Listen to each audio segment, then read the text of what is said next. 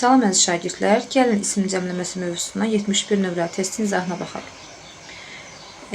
Deməli, bizdən hansı isimlər sonuna es artıra bilərik, onu soruşur.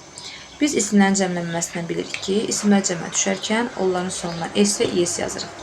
Ancaq bəzi isimlər var ki, hansı ki sonu s, double s, sh, ch, tch, x, o, z hərf birləşmələrlə bitəndə həmin isimlərə s yox, es yazırıq.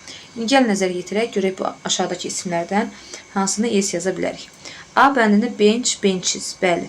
Buna es yaza bilərik. Amma bıçaq sözü knife, knives.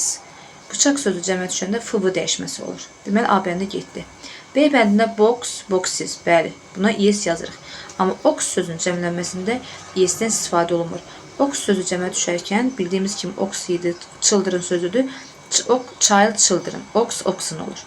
Deməli, B bəndi də getdi. C bəndi. Goose, qusun cəmlənməsində yadınıza salaq kökündən dəyişən isimlərə aiddir. Goose, gis olurdu. Amma glass, glasses bunu götürə bilərdik, amma qus sözünə görə bu alınmadı. D bəndində potato, potatoes, bus, buses. Bəli, düzgün cavabımız D bəndidir.